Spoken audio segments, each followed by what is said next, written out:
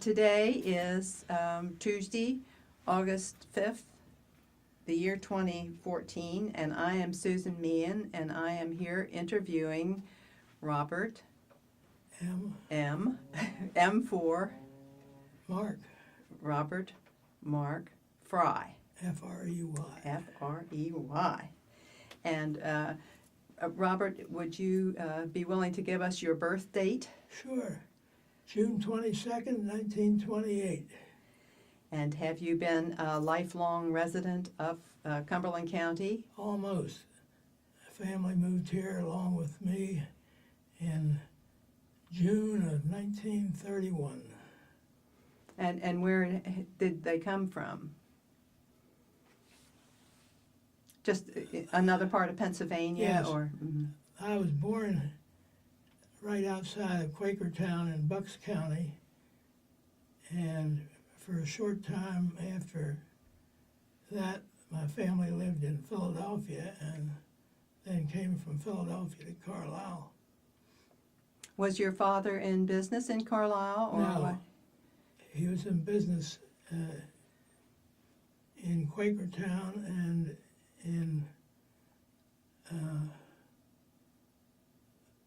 other parts of Bucks County.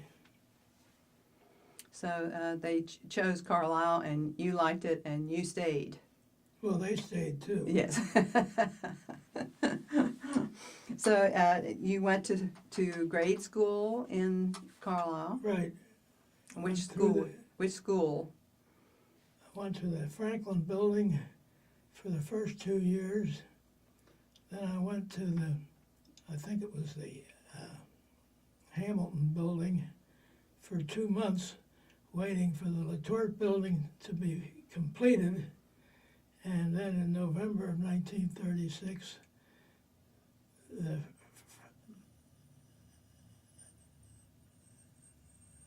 Hamilton building was closed forever, and the Latort building still remains in use. So you were a founding member of the Latort Right. graduate group?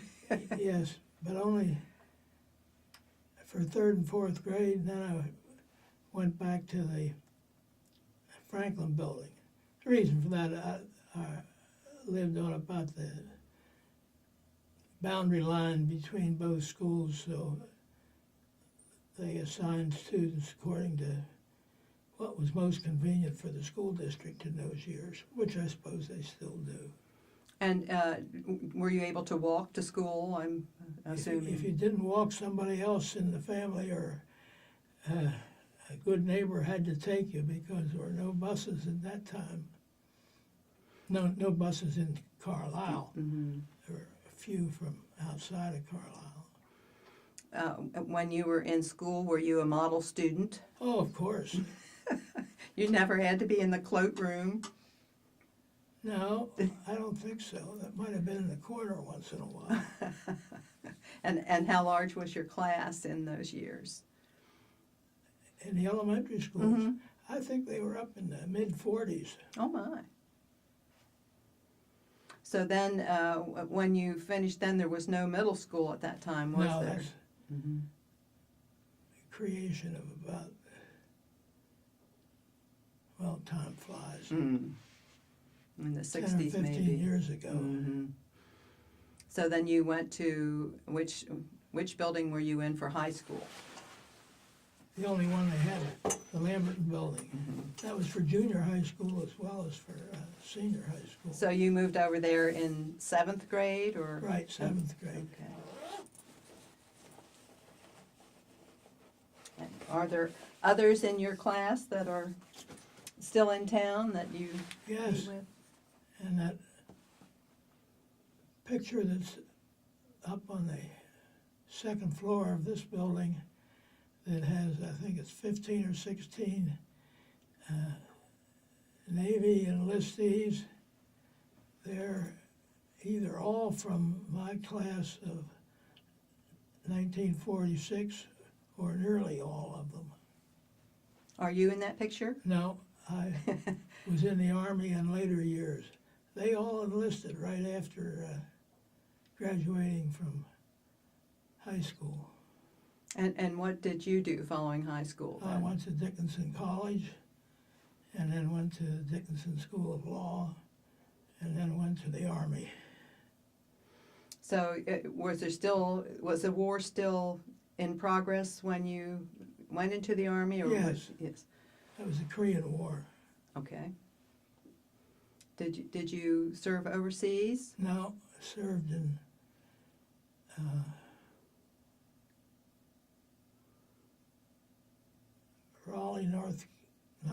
Fayetteville, North Carolina, and in Is that Fort Bragg? Yes. Mhm. and at Camp Gordon, and it's Fort Gordon now in Georgia. Georgia, right? Oh. But you didn't bring back a Southern accent at all. Not that anybody could notice, but Carlisle is almost as much a southern town, but not the accent, Mm-hmm. as any of the South is. So then, following the war, you came back and established a practice here, or did you Correct. go in with someone else? Or Well, I shared offices with Merrill Hummel, a well-known local attorney, and he continued practicing until he was about my age now, and he passed away, I think,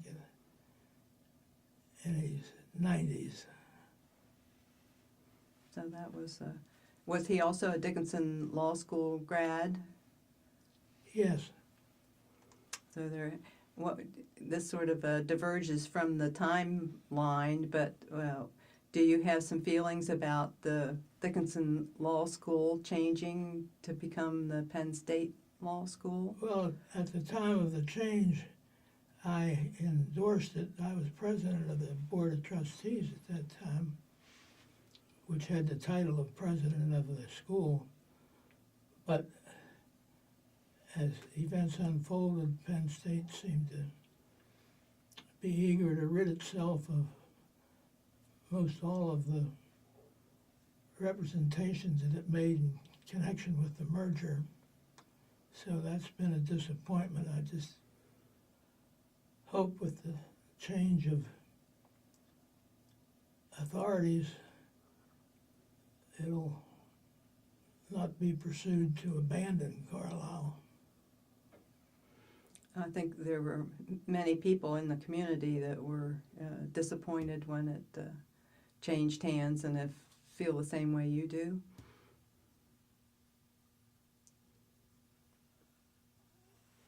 I don't really know. There was a lot of disappointment when a change in deans brought Dean McConaughey, who seemed to be eager to get out of Carlisle, and he not seemed to be, he was eager, and did everything he could to transfer as much as he could to Penn State. He would have transferred it all if he had gotten his way. But I sense, as not being a member of the legal community, that there's a strong feeling of loyalty among the Dickinson Law School graduates. You're correct. The alumni have been very loyal, to the point of many saying they have a love for the school, which is very nice for a graduate school. It's what you usually associate with an undergraduate school. That's right. Well, what other community things have you been involved in of that nature in the course of your career? Have you been associated with the Historical Society on the Yes. board? Since 1955. Oh my. In fact, I guess I took over as treasurer from Jacob Goodyear, who was treasurer for a number of years. And I served on Borough Council for 10 years, and I've been involved in a number of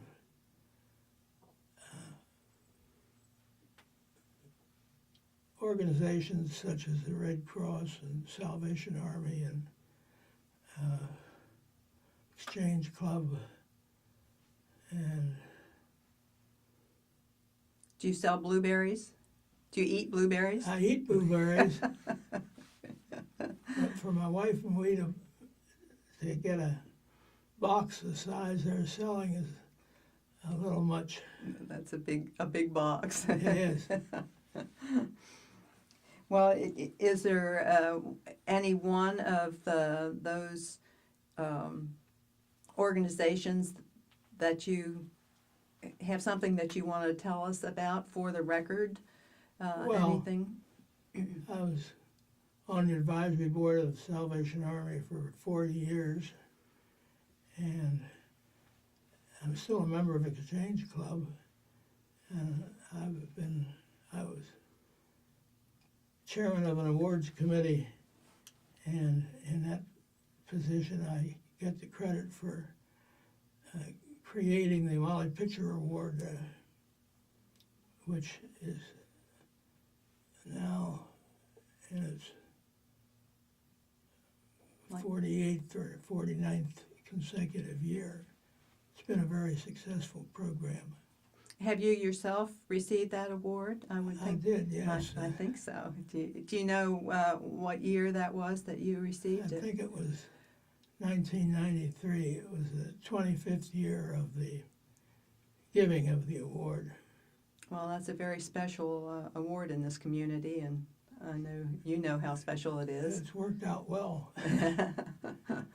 Well, I think it's my understanding that you and Pearson Miller owned at one time the High Street building that now, Right.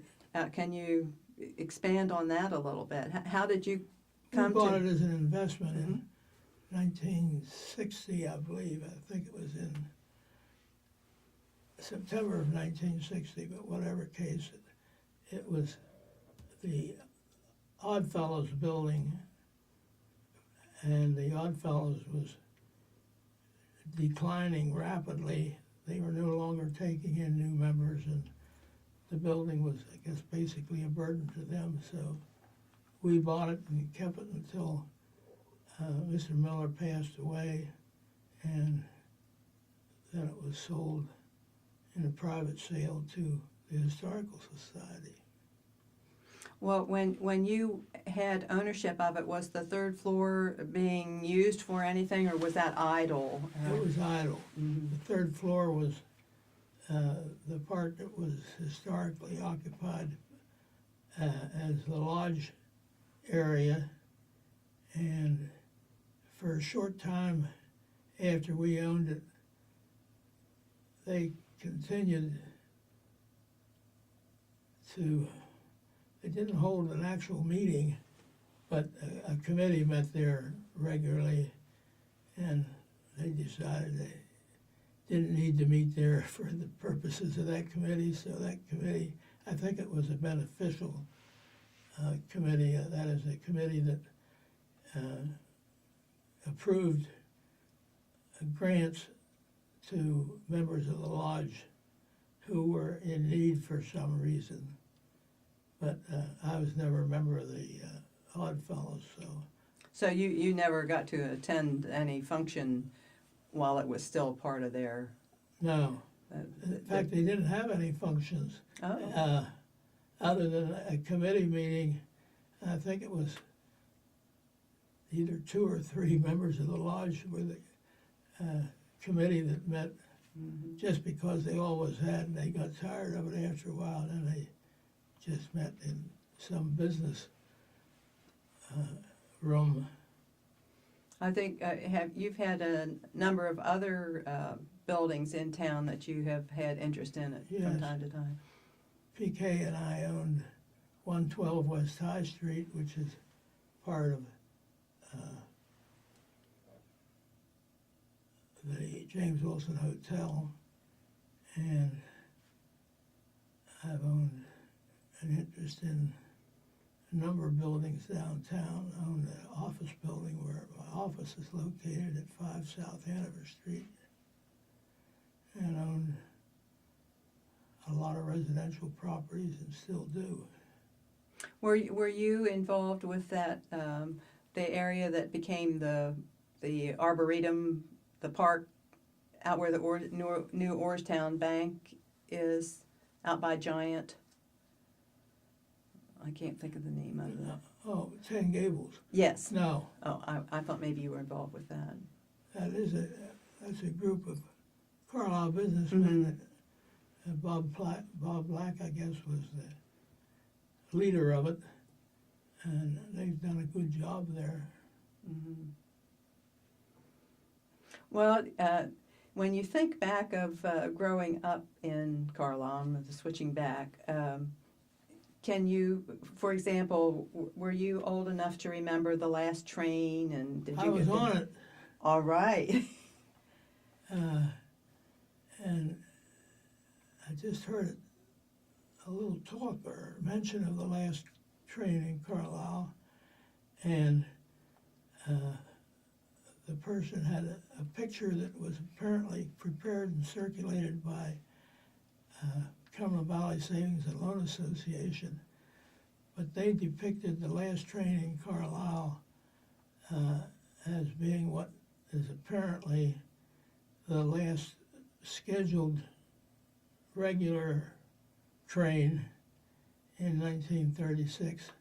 But the very last train on which I was a passenger as a youngster was a more modern train. That is, the engine was more modern. It was a torpedo-like front, and my recollection is it had something like 12 passenger cars or more, because they knew they were having a whole bunch of people wanted to get me on the last train ride. Mm-hmm. And I think the fare was 15 cents, but that's just my recollection. I might be in error. My mother thought it was a historic event and picked us up at school and brought us down after school for the last ride on the Cumberland, well, it was the Pennsylvania Railroad then, but it was originally the Cumberland Valley Railroad. Had you taken the train to Harrisburg and traveled with the train at all? I in your suppose youth? a time or two, but if you were just going to Harrisburg, it was easier to take the trolley. I forget when or the bus. The trolley stopped running, that is the one to Harrisburg, I think in the early 1930s, but you could get it in Mechanicsburg, and then they switched the trolleys over to buses. So to go from up until the early 30s, you could get it right in Carlisle, but after that you had to go to Mechanicsburg. So did it come into the square? Right. And I think that's the one, you had multiple traction companies serving Carlisle. Yeah.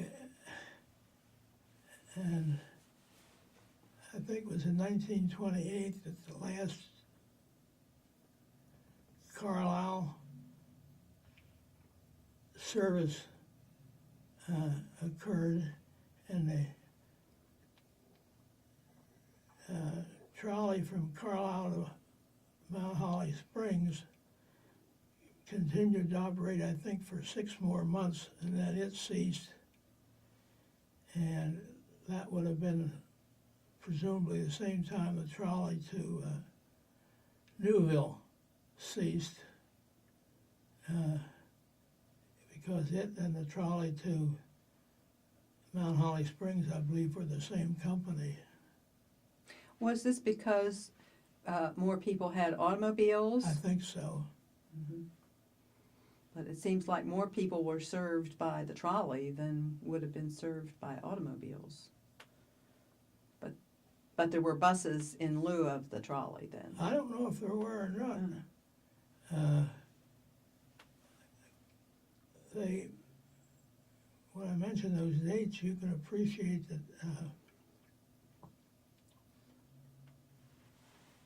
the Depression was soon to follow the closing of those lines, but I don't know if they had any buses yet or not.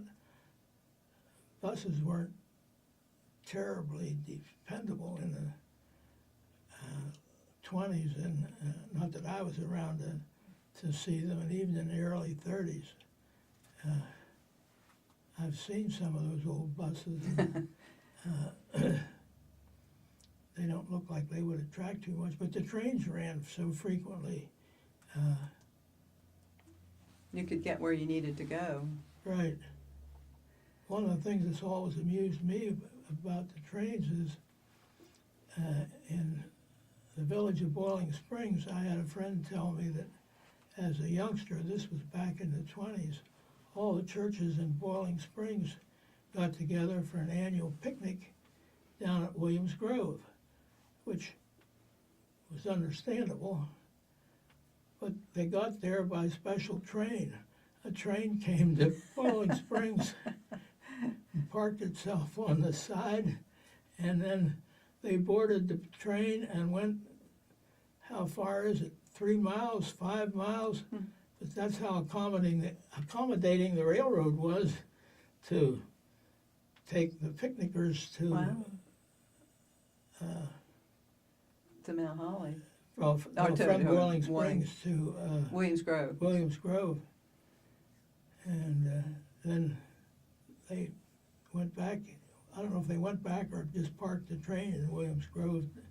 And when the picnic was over, they returned the folks to Boiling Springs. Did you ever go to the Williams Grove Park yourself for amusement? But at a later date, back in the 30s. Well, now, was that such that you could have taken your children to it when they were growing up, or? Yes, it was an amusement park owned by Bob. Was it Kreitzer? No, might have been now, but can't think of his name at the moment. Having That's all an right. Alzheimer's moment. Well, what other things did you do for fun as a child? If you Well, I grew up on South Hanover Street, 629, right across from the present Ewing Funeral Home. So all my playmates were up Ridge Street, and we spent a lot of time on the Lee Tort Spring. And it wasn't until years later that I found out the temperature of the Lee Tort Spring only varies by 1 degree from summer to winter. We always imagined that it got warm late in the summer, but that was just wishful thinking. And it's something like 54 degrees is practically the year-round temperature. So did you fish and just splash around and tube? Or? Yes, I fished, and I'm probably the worst fisherman that they ever had there. That was before Trout Unlimited came in and made everybody go to the Yellow Breeches, right? Well, they had plenty of trout that other people were catching down Did they? there, but I was not among the lucky few. But the first day of trout season was an unofficial holiday at school. It was always the 15th of April, and if you didn't go to school that day and went fishing or whatever, you got an excused absence, so there was no penalty. And was that the same for the first day of hunting in November then, or? Hunting was less popular at that time for high school students, and I've never been a hunter, but quite a few did go hunting, but the banks of the streams, the Yellow Britches and the Lee Tort, were just crowded with fishermen. So many of the hunters go to their own hunting camps. Well, that's true. Some of them admit that all they do is go for a walk with their rifle. Just to be in the woods. They play a lot of cards. I think you play cards from time to time, or I used have, to. Yes. How'd you know that? Uh, Doesn't matter. No, I won't mention any You don't other need names. to disclose your confidential sources. But you enjoy that. I did, yes. Yes, yeah. Well, how about any parades that might have been memorable that you can think of? Well, the Memorial Day parade, the high school, all the school students marched.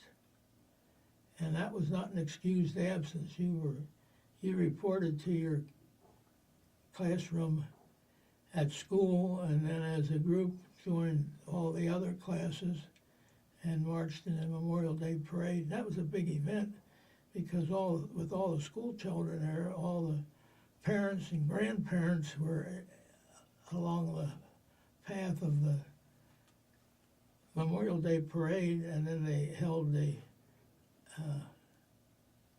speeches and so forth on South Bedford Street alongside of the Litord Park, across from the old graveyard. So that was a big event. Mm-hmm. And all the school children carried flowers. Pick whatever flowers were available in your own backyard or your neighbors or whatever. And then did you put them And on the were, graves? They were then taken by the students to whatever grave they wanted to place them on in the old graveyard. Sounds quite meaningful. It made an impression. Mm-hmm. How about bands, or did you play any sports or participate in the music or I anything? played a trumpet and I was in the high school band while I was in high school. But that was the length of your music career, was high school? Yes. I think Carlisle's always had a good band, haven't they? Yes, I think that's probably true. Mm-hmm. Present company excluded.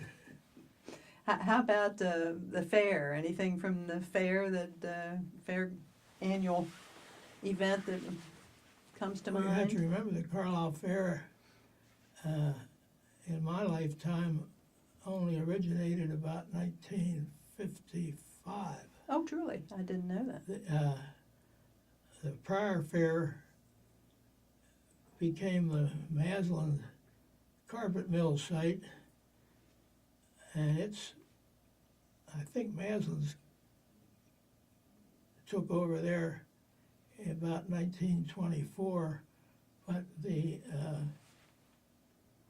fair may have ceased doing business a few years before that. So there was a stretch of several decades where there was no official fair. No Carlisle Fair, Oh. that's right. I hadn't known that. But the Carlisle Fair revived, generated a lot of interest for a number of years. I think Paul Snyder was the moving party of that. How about the old market house? You have any memories of that at all? Oh yes, that was raised in 1960.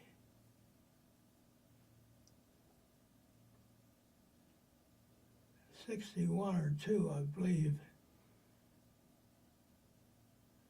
And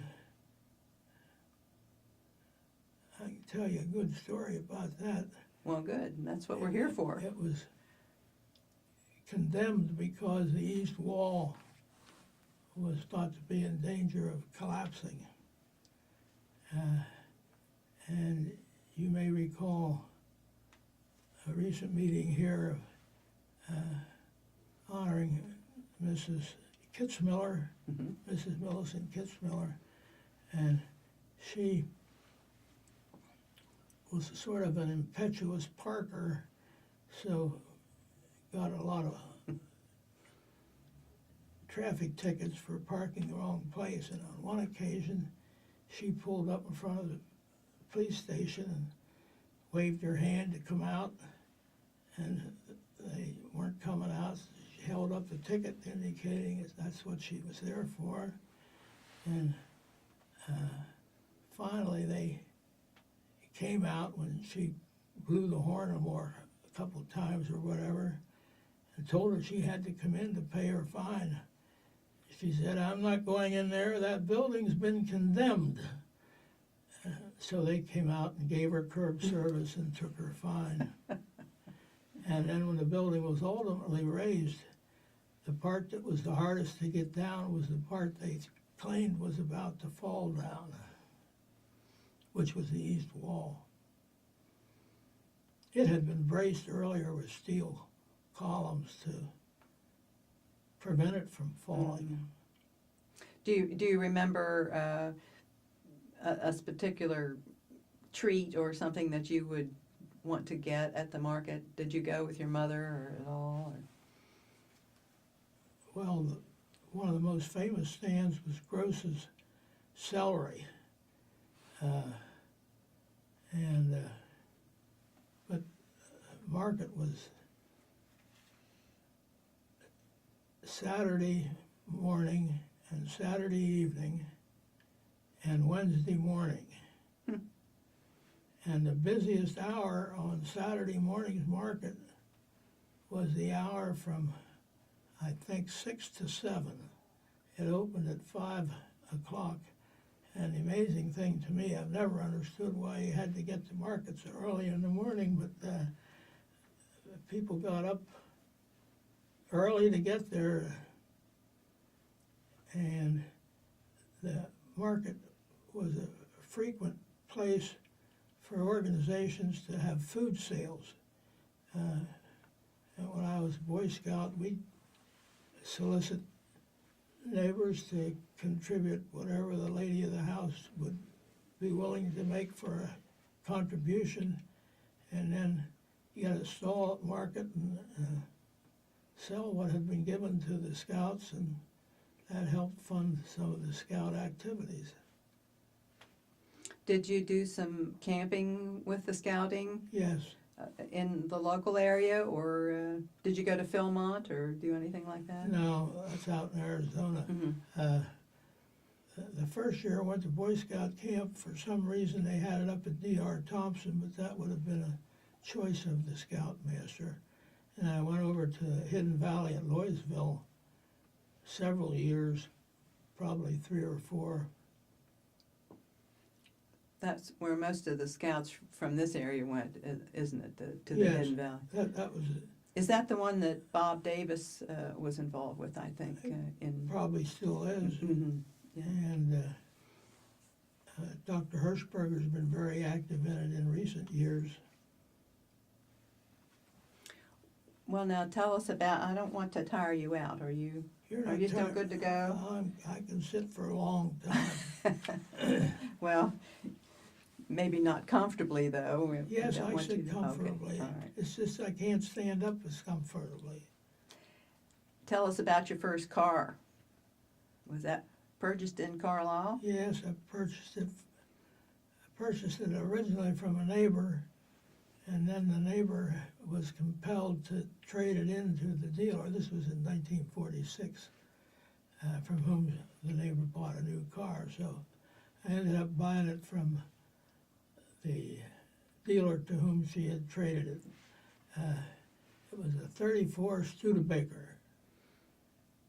That was a pretty fancy thing. And shortly after that, I sold it and got a 37 Chrysler. And then I had a lot of cars after that. That's right. But there's something about your first car that is a special car, I think, especially for men. I guess that's right. Mm-hmm. What color was it? Brown. All right. I think it was a Studebaker President, if I remember correctly. But it was for a 34, well, that was the year Studebaker had streamlining. And back seat only had a fixed center armrest, so it only accommodated 2 people. Oh. It was just a sporty car. Mm-hmm. Well, now, was this in days that you were courting that you had this car, or had you already married by that time? Oh, heavens no. I was a senior in high school. Okay, I lost track of the time. So there couldn't have been too many high school seniors that had cars. You must have been. Well, You were a hot date. well, there were quite a few that had cars. That wasn't unusual, Mm-hmm. particularly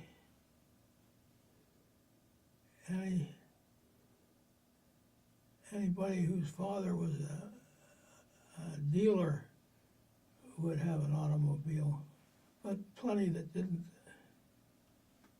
When you were in high school, were the War College, children of the War College students coming No. to? There was no war college at that time. Oh, that's right. It was the Army Medical Field Service School, which I guess stayed until, I don't know whether it was 1948 or thereabouts, and it was followed by a number of different schools until finally about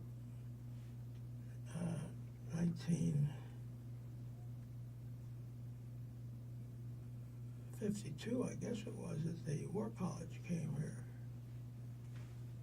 So there would have been a few military students, though, I Oh, suppose. Yes. Right. But not the same percentage as later. There would have been more once the Well, students started coming in. The students, Now, I'm talking about students who came to Carlisle High School Right. from them.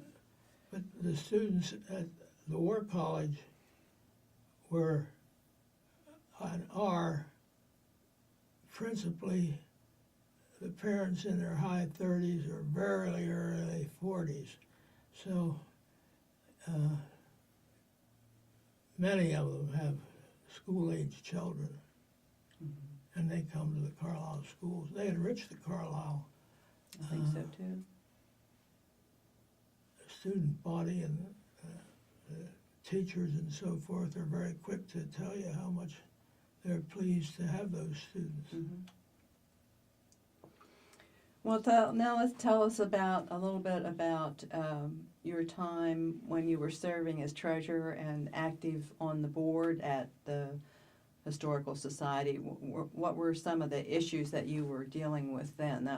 That was before the expansion and. Well, I think the expansion here has occurred 3 or more times, and the first one occurred when I was still on the board, and that was promoted by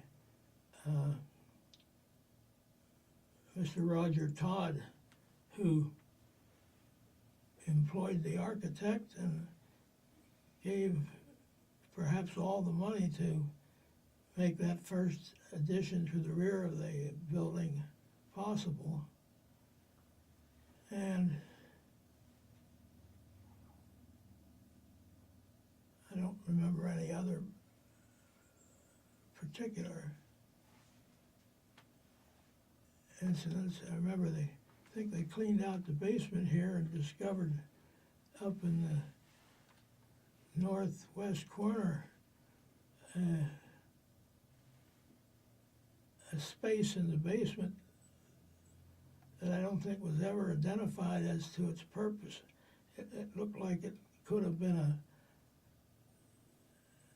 my recollection, it was about 6 feet square and maybe close to 6 feet deep, and it was concreted, and nobody knew what it was intended for, but I think they probably filled it in when they went ahead with the addition. It had no purpose then or now.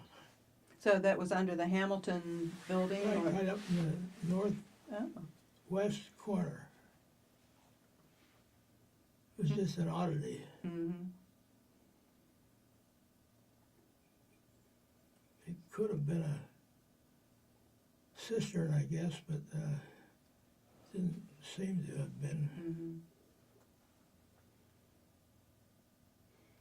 Well, how about the legal community? Are there any Well, it's historical things of note that you'd like to talk about on that? Well, it's grown by leaps and bounds. When I came to the bar to practice, I think there were something like 50 attorneys in Cumberland County.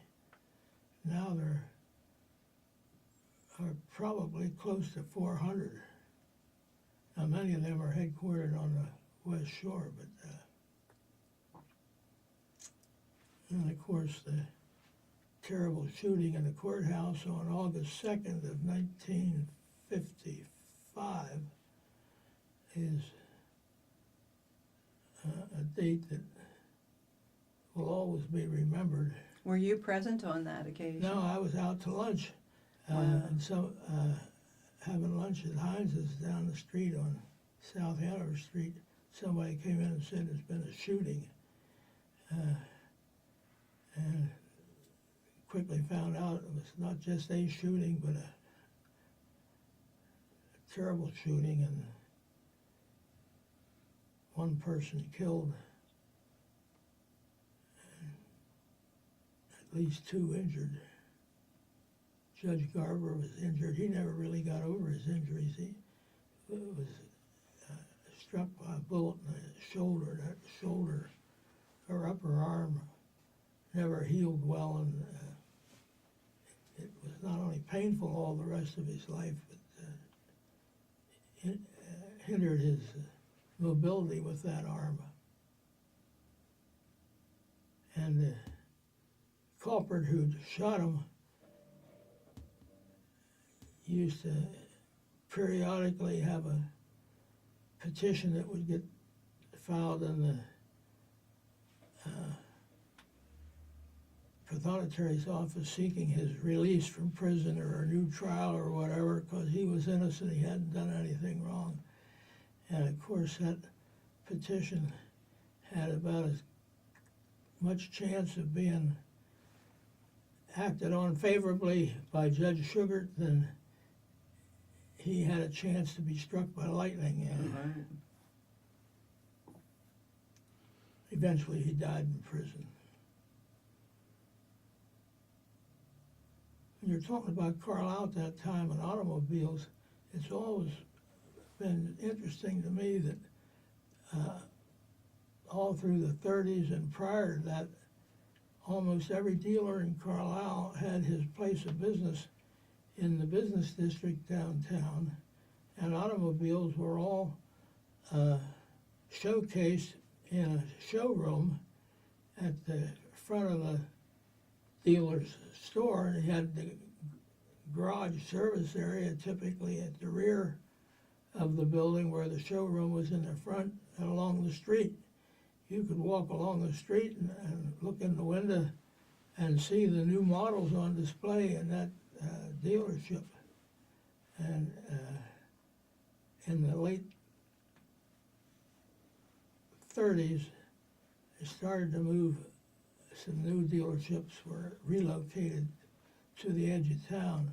R.H. Black was about the first one in 1937 to build on Harrisburg Pike at the edge of Carlisle at the corner of Media Road now. Of course, Media Road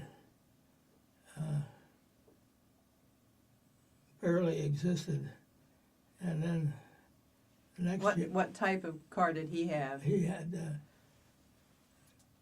DeSoto and Plymouth and Packard.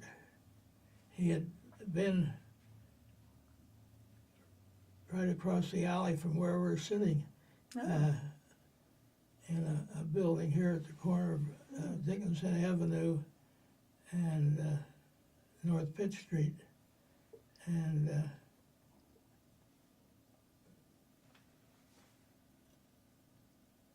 Seven Star Garage was the Buick and Oldsmobile garage at that time, and it was located on North Hanover Street at the corner of Locust Alley Avenue and North Hanover Street. Somebody in Carlisle got the brilliant idea that if you named all the alleys avenues, it would be a more dignified address. So that's how that happened. But you talk about changes in Carlisle. Back in the 30s, during the Depression years, the alleys were filled with people. And these small alley houses would often have 2 or 3 different families living in it. And because someone would be out of work, and the one that was working had the house and would take them in out of the goodness of the person's heart. And that continued. That partly explains why the population of Carlisle hasn't gone up much over the years. I think it's up to 18,000 now, but it's hovered pretty much from 15 to 18,000 for the last 50 or 60 years. Those are just, I mentioned 2 garages. The Ford garage was right beside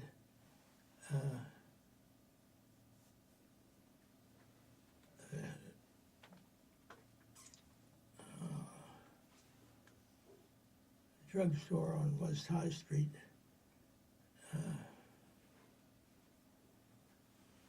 There were a lot of drugstores, or several drugstores on West High Street. Ort's drugstore was down in the corner of the James Wilson Hotel, and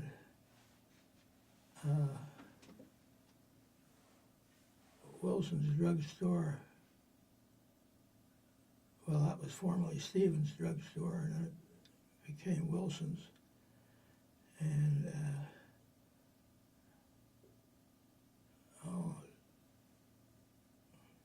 it'll come to me, but that's all right.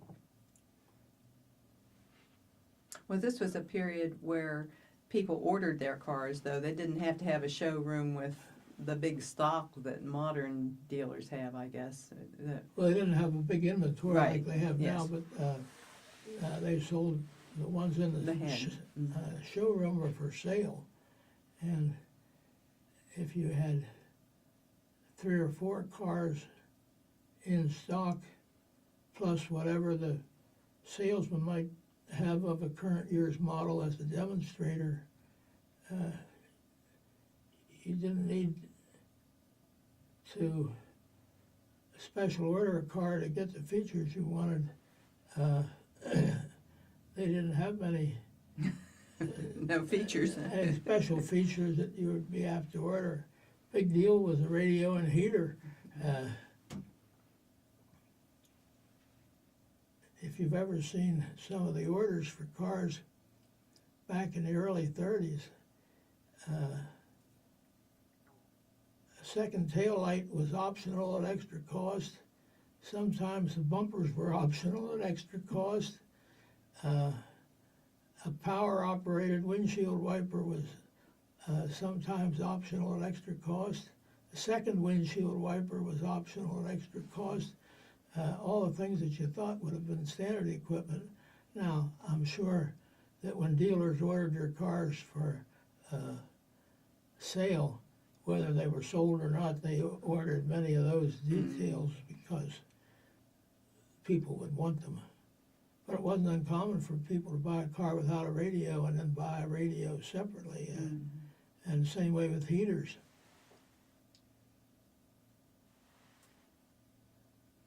So to move away from cars for just a minute, I think that you are and have been a member of Second Pres. Yes.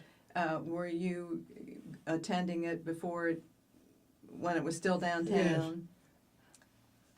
I'm presently the longest member of Second Presbyterian Church because I joined in 1941, and Glenn Stambaugh was the longest until just a year or so ago when he passed away. Doesn't mean I'm the oldest member, because there may be several members I'm sure there are several members that are in their 90s, but they may have moved here or whatever, and So I've were you just been were you baptized there, or no, you had already been I was baptized? baptized in Germantown, because my parents believed in infant baptism, so I wouldn't have been more than a few months old. Right. So that was a big change when the congregation moved to its new location. Yes, it was a good choice. It's been a very successful congregation, I think. It has. We've been fortunate to have good ministers. Well, now where did you meet your wife? Was she from Carlisle? Yes. Were you high school sweethearts? No, she's a little younger than I am, and we got married in 1960, so that was long after high school. She was a member of the class of 49, I was 46.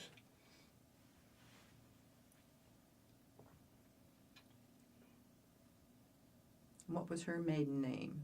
Hippensteel. Oh, Good that's German a good name. a good Cumberland County name, I think. That's right. Yeah, yeah. And in your law practice, you have been involved.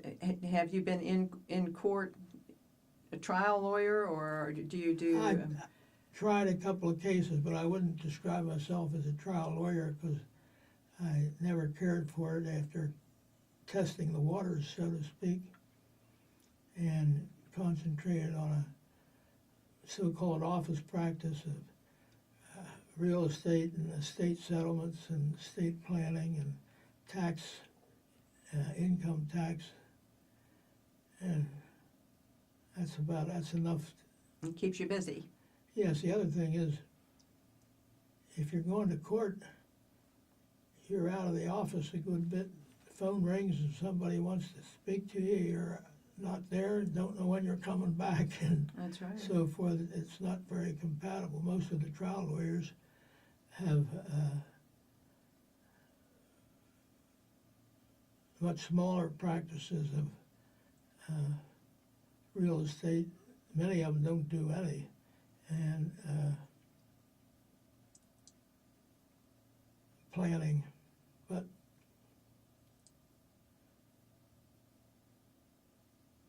that's my personal. Well, it served you well in your career. I'm well pleased that I went that direction. Mm-hmm. Well, is the Bar Association still pretty active, or are I'm thinking of like the Medical Association, how that's sort of tapering off as Well, the Bar during Association is probably more active than it used to be. When I first began practice, the principal activities of the Bar Association were the annual picnic and annual dinner meeting. But now the Bar Association has its own building on South Bedford Street, and full-time staff, and various activities, including some community service activities, going to the schools with programs on various legal subjects. So it's a lot more active, and it's doing well in that respect. To what end? To educate children about the law, or to get children interested in becoming lawyers or attorneys, or? I guess if there's any interest in becoming a lawyer, they'll answer a few questions and so forth. Some of it's to let particularly in senior high school, let students know something about life insurance and when you might need a lawyer and what to expect and so forth. Just practical background information, which if your parents were knowledgeable, you'd learn it from them, but if your parents didn't have much experience or wouldn't think to tell you about it, they better get it outside the home. Yeah. I think we probably need to wrap this up now because I know Kara has to close out her day upstairs, and we've been a good bit of your time. Oh no, that's you're. Well, We don't want what is to it? 20? tire you out, but You won't tire me out. this is what I'd like to suggest. Now that you've had a taste of it, that you think about anything that you'd like us to record that you didn't think of today, and after you've had your recuperative period, maybe we can have another session. Well, you could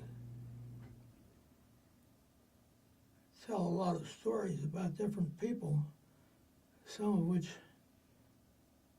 you probably don't want to tell. Well, that would be up to you. Yeah. But I think those are interesting things that will mean something to people down the line. Well, they mean something, but some of the people in town who were characters or worse, Well, like Mrs. Mr. Kitts. She was a jewel, really. Mm-hmm. Just interesting because of her idiosyncrasies.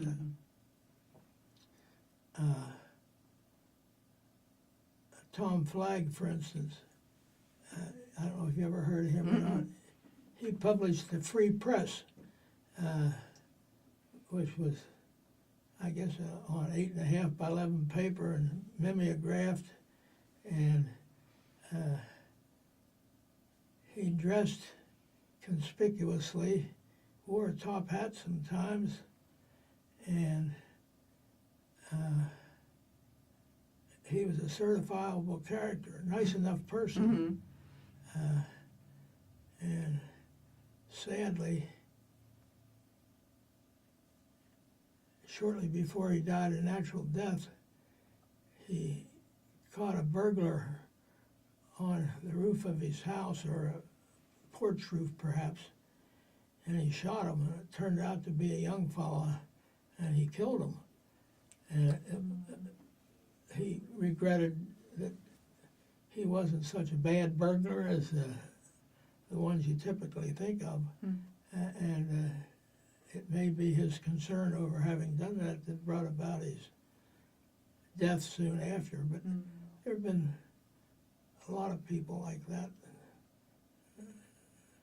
Well, we'll make a mental list, and the next time you can tell us. The crystal industry in Carlisle is fascinating.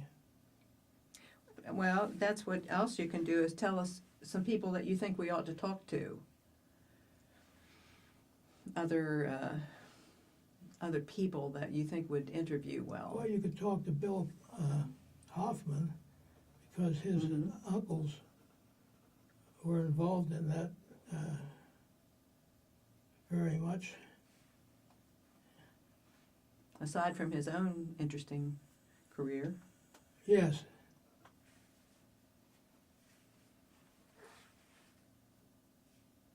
Can't talk to Ted Lutz anymore, but the trucking industry in Carlisle,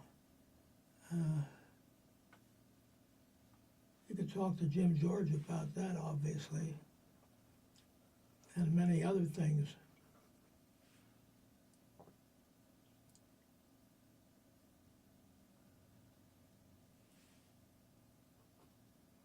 Well, let's sign off for today, Okay. and you just keep us in mind when you're thinking of these things. Now, you'll go home and you'll say, "Oh, I wish I would have Yeah, told her." that's right. It's like when you make a speech somewhere, you make the best one on the way home. That's right.